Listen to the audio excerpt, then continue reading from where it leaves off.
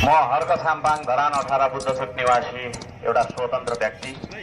काम गरेर खानुपर्छ, पसिना बगाएर खानुपर्छ, कसैलाई ढाँटेर चोरेर फोडेर खानु हुँदैन भन्ने चेतनाले उठेको मान्छे र त्यही चेतना फैलाउँदै हिँडेको मान्छे। सामाजिक विकृति विसङ्गतिलाई ज्ञानको तहबाट मात्रै परिवर्तन गर्न सकिन्छ भनेर हाम्रा समस्या, हाम्रा चुनौतीहरूलाई यहाँ भएका भ्रष्टाचार, राजकता, गुण्डागर्दी र बेइज्जतीको विरुद्धमा कलम चलाएर हिँडेको एउटा ज्ञानको अभियन्ता। सामाजिक न्याय स्थापित हुनुपर्छ, सबैले सम्मानित जीवन व्यतीत गर्न सक्नुपर्छ, सिक्नुपर्छ भनेर आन्दोलन गर्दै हिँडेको गरीब दुखी र काम गरी खाने वर्गको पक्षमा जहिले पनि वकालत गरेर हिँडेको एउटा आन्दोलनकारीको तर्फबाट यहाँ सम्पूर्णलाई हार्दिक नमस्कार। आदरणीय दाजुभाइ दिदीबहिनीहरू, हामी चुनावी प्रचार प्रसार गरिरहेका छौँ। तपाईँहरूले देखिराख्नु भएको हुँदाहरू मान्छेहरू विभिन्न खालका झन्डा बोकेर तपाईँहरूको घर बाहिरमा धाइराख्नु भएको छ, उहाँहरू आइराख्नु भएको छ। तपाईँहरू कन्फ्युज हुनुहुन्छ, तपाईँहरू अन्यलमा अहिले हुनुहुन्छ। कुन चाहिँ पार्टीलाई चाहिँ दिने त भोट? यसले पनि राम्रै कुरा गर्छ, फेरि यसले पनि राम्रै कुरा गर्छ। अब तपाईँहरूलाई लागिरहेको होला यो मान्छेले पनि अब ठुलै भाषण गर्ने भयो भानुचोकमा भनेर लागिरहेको होला। भाषण त ठुला ठुला नेताले गर्छन्, म त मान्छे नेता होइन, म त तपाईँहरूको साथी हुँ, म त तपाईँहरूको सेवक हो। म त तपाईँहरूको कथा, म त तपाईँहरूको व्यथा, हाम्रो धरानको समस्या र यो समस्या कसरी चाहिँ उब्जियो त, त्यसलाई हामीले कसरी समाधान गर्न सक्छौँ भन्ने सत्य तथ्य बोल्न आएको मान्छे। त्यसैले गर्दा तपाईँहरू 5 मिनट जति, म धेरै बोल्ने छुइनँ, 5 मिनटभित्र हाम्रो कुरा सुनिनेछ। 5 मिनट जति तपाईँहरूले ध्यान दिएर बुझ्ने कोसिस गर्नुहोला भन्ने हार्दिक अनुरोध गर्न चाहन्छु। आदरणीय दाजुभाइ दिदीबहिनीहरू, हामीले चुनावलाई एउटा चाडको रूपमा बनाउँदै आएका छौँ। धरानमा मात्रै होइन, नेपाली कल्चरै के छ, नेपाली संस्कृति नै के छ भने हामीले चुनावलाई चाहिँ एउटा 5 वर्षपछि आउने एउटा चाडको रूपमा मनाउँदै आएका छौँ। चुनाव आउने बित्तिकै टोल टोलमा भोट भतेर गरिन्छ, टोल टोलमा नाच गाना सुरु हुन्छ, यता तान्छन् उता तान्छन्, भिडको पछाडि हामी दगर्छौँ। यो चलनलाई हामी अब अन्त्य गरेर हामीले अब धरानबाट सुरु गर्नेछौँ। नेपालभरि यो चाहिँ अभियान हामीले सुरु गर्नुपर्छ। चुनाव भनेको चाड नभएर एउटा परीक्षा हो। आदरणीय दाजुभाइ दिदीबहिनीहरू, यो परीक्षा के को परीक्षा हो भन्दा यो परीक्षा तपाईँको विवेकको परीक्षा हो, मेरो विवेकको परीक्षा हो। सही र गलत छुट्याउन सक्ने मान्छेको बौद्धिक क्षमतालाई विवेक भन्नुपर्छ। तर यहाँ के भइरहेको छ भन्दाखेरि म त यो पार्टीको सदस्य, म त यो पार्टीमा यति वर्षदेखि तपाईँको कार्यकर्ता रहेर हिँडेको, मैले त्यति वर्षदेखि यो पार्टीलाई मैले भोट हाल्दै आएको भनेर हामीले त्यही पार्टीको भक्तिभाव गरेर आँखा चिम गरेर भोट लगाउँदै आइरहेका छौँ, जसको परिणाम हाम्रो देश। अब यो अन्धभक्तपनलाई हामीले त्यागेर अब हामी विवेकशील बनेर, सक्षम बनेर, सचेत बनेर उठ्नुपर्छ। सहीलाई सही भन्न सिक्नुपर्छ, गलतलाई गलत भन्न सिक्नुपर्छ। पार्टीको नेताले देश बेच्ने निर्णय गर्दाधरि ताली बजाउने कार्यकर्ता र मतदाता चाहिँदैन यो देशमा। अब हामीलाई तपाईँहरू बदल्नुहोस्। अब आफूले परिवर्तन चाहन्छौँ हामी, तर परिवर्तन कहाँ पाउँछ? परिवर्तन भानुचोकमा किन्ने कुरा हो त्यो? 2 केजी परिवर्तन अहिले किनेर ल्याउन सकिन्छ हामीले? परिवर्तन भन्ने कुरा त विचारबाट आउँछ, त्यो तपाईँ आफैले ल्याउने हो। तपाईँको विचार परिवर्तन गर्नुहोस्, गलतदेखि सहीतिरको परिवर्तन गर्नुहोस्, अन्धकारदेखि उज्यालोतिर परिवर्तन हुनेछ। र तपाईँको व्यवहार सँगसँगै तपाईँको समाज परिवर्तन हुनेछ। त्यसरी हाम्रो देश परिवर्तन भएर हामी उन्नत बन्नेछौँ। हार्दिकताका साथ अनुरोध गर्न चाहन्छु, तपाईँहरूले चुनावलाई खेला रेला र मेलाको रूपमा नमनाउनुहोस्। अब चाड होइन यो भनेको परीक्षा हो। यसपालि मङ्सिर 14 गते सम्पूर्ण धरानवासीको परीक्षा हुँदैछ। त्यो परीक्षामा सत्य र न्यायको जित हुन्छ या हार हुन्छ, यो तपाईँहरूको जिम्मामा म छोड्न चाहन्छु।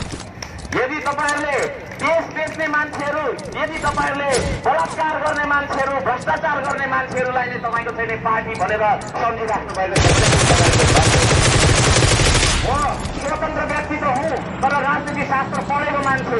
शास्त्रले के भनेको छ भन्दाखेरि कुनै एउटा विशिष्ट सिद्धान्त बोकेर देश र जनताको उन्नति र रक्षा गर्छु भन्ने मान्छेहरूको, सच्चा देशभक्त मान्छेहरूको सङ्गठनलाई हामीले राजनीतिक दल भन्नुपर्छ। तर यहाँ हाम्रा राजनीतिक दलहरू कस्ता छन् यसो हेर्नुहोस्। तपाईँले देश बेच्ने मान्छेहरू, देशद्रोह गर्ने मान्छेहरू, देशका नदी नाला बेच्ने मान्छेहरू, पूर्ववक्ता दाजुले भनेर गइसक्नुभयो देशका नदी नाला त धेरै परको कुरा। देशकै सबैभन्दा ठुलो प्रधानमन्त्री बस्ने बालुवाटार धरी बेच्ने यस्ता निकम्मा फटारको पछाडि अब तपाईँहरू लाग्नुहुन्न, हामी लाग्नुहुन्न। अपराध गरिरहेका छन्।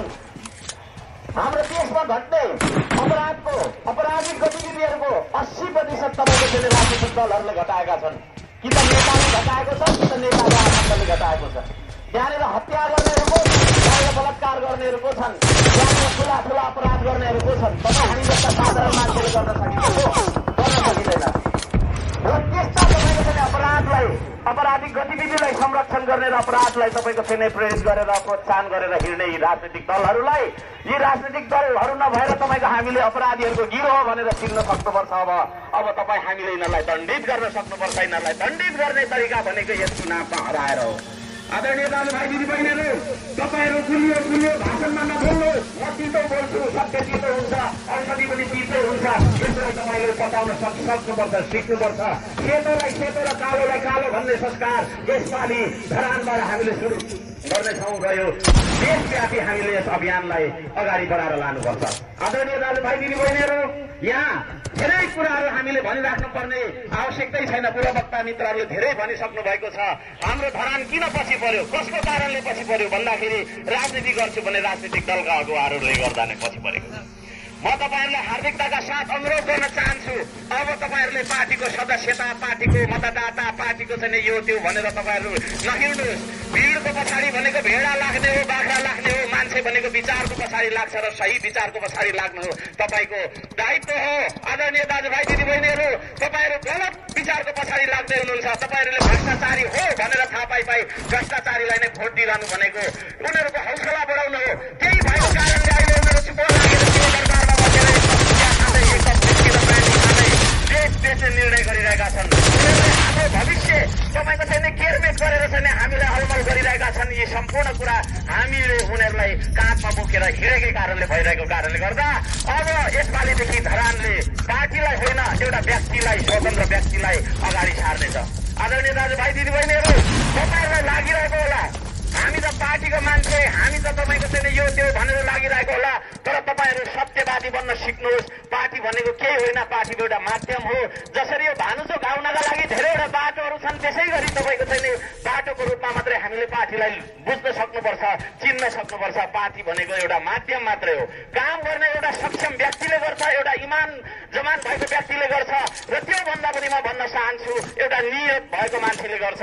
म त्यही व्यक्ति हुँ जसले चाहिँ यो धरानको गरिब दुखीको मुद्दा बोकेर, यातायात मजदुरहरूको मुद्दा बोकेर, पीडित जनताहरूको मुद्दा बोकेर सबैभन्दा धेरै आन्दोलन गर्दै आएको मान्छे हुँ म। अहिले यहाँनिर तपाईँको म मेयर बन्छु भनेर विभिन्न पार्टीका मान्छेहरूले दाबी गरिरहेका छन्। ठुला ठुला पार्टीका मान्छेहरू तपाईँको चाहिँ सयौंको संख्यामा कार्यकर्ताहरू लिएर हिँडिरहेका छन्। तर उनीहरूले धरान कालाकुल भएर बसिरहँदा पानी खुवाउने आन्दोलनमा साथ दिएकी दिएनन्। उनीहरूले तपाईँको चाहिँ हाम्रो 20,000 हजारको संख्यामा चाहिँ धरानवासी, सुकुम्बासी हुने निर्णयहरू भइरहँदा उनीहरूले हाम्रो पक्षमा आएर आन्दोलन गरेकी गरेनन्। अब हामीले सोध्ने बेला आएको छ। आदरणीय दाजुभाइ दिदीबहिनीहरू, हामीलाई तपाईँको 10 थरी कर तिराएर हामीलाई सेवा सुविधा कस्तो दिएको छ। सरसफाइको कर लिएको छ, तर सरसफाइ हाम्रो भएको छ। तपाईँहरू हेर्नुहोस् ल है, हामीले चाहिँ तपाईँको 10 थरी यातायात मजदुरहरूले विशेष गरी बुझ्नुहोस्। तपाईँ हामीले 10 थरी तपाईँको कर बुझाएका छौँ। एक दिन तपाईँको हामीले त्यो कर बुझाउने ढिलो भयो भने हामीलाई दोब्बर फाइन पर्छ। दोब्बर कर हामीले बुझाइरहेका छौँ, दोब्बर कर बुझाइरहेका छौँ। एउटा सफारी किन्दाखेरि 1 लाखमा पाउने सफारीलाई 3-3 लाखसम्म लगायो। 2 लाखमा पाउने टेम्पोलाई हामीले 6-6 लाख लगाएर हामीले किनेका छौँ। यति धेरै कर बुझाएर पनि तपाईँहरूले हामीले पाउने सुविधा कस्तो छ? खाल्दै खाल्दा भएको बाटोमा हिँड्नु परेको छ। अहिले चुनावको बेलामा मैले गीतै लेखेँ, खाल्दै खाल्दा बाटोभरि खाल्दै खाल्दा पिउने पानी छैन, धनीपुरका दिन्छौँ भने ढाक्न छाडे छैन भनेर गीत बजाइ हिँडेको अहिले आएर यसो तपाईँको चाहिँ पुरै हिँडेको देखिन्छ। यो देश भोगीहरूको देश हो, यो देश भोगीहरूले चलाएको देश हो। तपाईँ हामीले चिन्नुपर्छ। हिजो तपाईँको चाहिँ सी जिनपिङ चाइनाको राष्ट्रपति आउँदाखेरि रातारात 18 करोड खर्च गरेर दुबो रोप्यो, ऊ गएको 2 दिनमा त्यो हरायो हराएन। यस्तो खालको भोगी मान्छे जे पनि गर्दैछु, जे पनि भन्नुहुन्छ भन्ने तर चुनाव गइसकेपछि हामी जनतालाई छोडेर जाने, हामी जनतालाई अझै तपाईँको चाहिँ शोषण दमन गर्ने यस्ता घटनाहरूको पछाडि तपाईँहरू यो दादालाई यो चाहिँ के भन्दै तपाईँहरू लागिराख्नु भएको छ, यो झन्डा र त्यो झन्डा भनेर बोकेर हिँडिराख्नु भएको छ भने म तपाईँहरूलाई हार्दिकताका साथ अनुरोध गर्न चाहन्छु, निवेदन गर्न चाहन्छु। त्यो गलत छ, त्यसलाई तपाईँहरूले छोड्नुपर्छ। आदरणीय दाजुभाइ दिदीबहिनीहरू, हामी सचेत भएर जानुपर्छ। म तपाईँहरूलाई यहाँनिर सयौंको संख्यामा कार्यकर्ता भेला गरेर आएको छैन, यो कुरा म तपाईँहरूलाई जानकारी गराउन चाहन्छु। 27 गते अस्ति तपाईँको छैन 27 गते कार्तिक 27 गते हाम्रो मनोनयन दर्ताको दिन थियो। त्यो दिन जम्मा 3 जना मान्छे गएर हुने, एउटा चाहिँ उम्मेद्वार, अर्को प्रस्तावक र एउटा समर्थक 3 जना लगेर जाँदा हुने, धेरैमा धेरै जाँदा हुने ठाउँमा भानुचोकदेखि तपाईँको चाहिँ माथि लक्ष्मी चोकसम्म बन्द गर्ने यी बाटोहरूलाई तपाईँहरूले कसरी बुझ्नुहुन्छ? त्यतिखेर तपाईँको चाहिँ धरानभित्रको मात्रै नभएर धरान वरिपरि इतरै दमकसम्मको कार्यकर्ताहरू लिएर यहाँनिर तपाईँको चाहिँ जाम देखाएर दादागिरी शैलीमा राजनीति गर्न चाहने पार्टीहरूलाई तपाईँले कसरी बुझ्नुहुन्छ? आदरणीय दाजुभाइ दिदीबहिनीहरू, हामी त्यस्तो तरिकाले त्यस्तो शैली दादागिरी शैलीमा राजनीति गर्न जान्दैनौँ। हामीलाई तपाईँको चाहिँ शान्ति सुरक्षा र हामीलाई चाहिँ अमन सही चाहिन्छ। त्यही भएको कारणले गर्दाखेरि हामी त्यसो भन्न सक्दैनौँ। चाहने हो भने हर्का साम्बागले पनि यहाँनिर 2500 जना कार्यकर्ता हिँडाउन सक्छ, तर हामी त्यो गर्दैनौँ। हामी त्यहाँ 10 जना गएर देखाएका थियौँ। यहाँदेखि तपाईँको चाहिँ लक्ष्मी सडकसम्म, लक्ष्मी चौकसम्म जाम हुँदाखेरि 5 घण्टा जाम हुँदाखेरि धरानको आम उपभोक्तालाई किनमेलमा आएका दाजुभाइ दिदीबहिनीहरूलाई कति शास्ति भएको थियो र उनीहरूको तपाईँको र्याली सकेपछि बाटै फेरि तपाईँको कति फोहोर थियो। यो खालको तपाईँको चाहिँ एउटा दादागिरी शैली र अराजकता फैलाएर एउटा नाम लेखाउन जाँदाखेरि मात्रै तपाईँको त्यत्रो हजारौं मान्छे, 100औं मान्छे बोलाउनेहरूले यो देशलाई के गर्छ होला तपाईँहरू त्यहीबाट बोल्न सक्नुहुन्छ। अलिकति तपाईँको चाहिँ उनीहरूको व्यवहार हेर्दाखेरि नै उनीहरूको चरित्र छर्लङ्ग र यहाँहरूलाई म एउटा कुरा के पनि जानकारी गराउन चाहन्छु भने तपाईँहरू भिडको पछाडि रमाउनुहुन्छ, भिडको पछाडि लाग्न चाहनुहुन्छ भने त्यो एकदमै गलत छ। भिड उनीहरूले कसरी देखाइरहेका छन्? आदरणीय दाजुभाइ दिदीबहिनीहरू, एनसेल भन्ने कम्पनीले हाम्रो विकासको लागि, हाम्रो सेवा सुविधाको लागि 40 अर्ब पैसा, 40 अर्ब पैसा भनेको 4000 करोड पैसा हो। 4000 करोड पैसा 1 करोडमा 100 लाख हुन्छ। 4000 करोड पैसा एनसेलले किन बुझाएन त नेपाल सरकारलाई भन्दाखेरि पार्टीले चुनाव गरेछन्।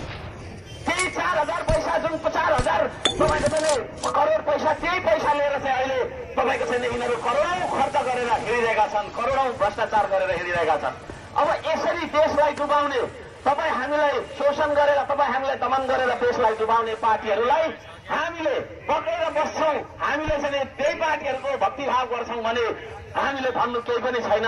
तपाईँहरू आफ्नो निर्णय आफै गर्नुहोस्, तर तपाईँहरूलाई पार्टी होइन जनताको प्रतिनिधि चाहिन्छ, जनताको प्रतिनिधि चाहिन्छ, धरानको प्रतिनिधि चाहिन्छ भने हर्का साम्बाको विकल्प नरहेको म यहाँहरूलाई जानकारी गराउन चाहन्छु।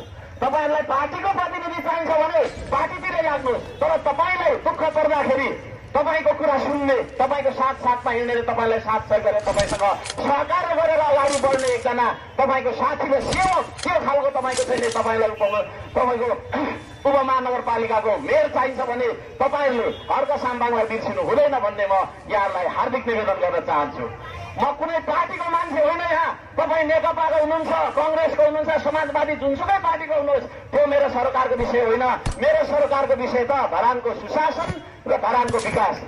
अहिले हामी यही बाटोमा हामी बस्न सक्छौँ, यही हेर्न सक्छौँ तपाईँ हामीले कस्तो देखिरहेका छौँ। पूर्वकै सबैभन्दा पहिलो सहर हो धरान, आवासीय सहरहरूमध्ये सबैभन्दा पहिलो सहर धरान। 2017 सालमा नगरपालिका घोषणा भएको त्यस्तो तपाईँको छैन। पुरानो धरानको धनकुटाको बसमार्ग कति राम्रो भइसक्यो, इटरीको बसमार्ग कता हो कता। तपाईँको चाहिँ हरेक सहरले हामीले छोड्दै आउनुको कारण के भन्दाखेरि यहाँका नेताहरूले भ्रष्टाचार गर्नु, अनियमितता गर्नु, मिलाएर तपाईँको चाहिँ केही पनि नजानेको म आरोप लाउन चाहन्छु। र आरोप मात्रै होइन, यी कुराहरू हामी प्रमाणित गर्न सक्छौँ। हामीसँग तपाईँको आरोप छ, हामी उनीहरूको विरुद्धमा मुद्दा पनि लडिरहेका छौँ। त्यसैले गर्दा आदरणीय दाजुभाइ दिदीबहिनीहरू, यदि तपाईँ आफ्नो बालबच्चाको, आफ्नो सन्तानको भविष्य बिगार्न चाहनुहुन्छ भने तिनै भ्रष्टाचारीहरूलाई काँधमा बोकेर फुलमाला रवि जात्रा गरेर भानु चोक घुमाउनुहोस्।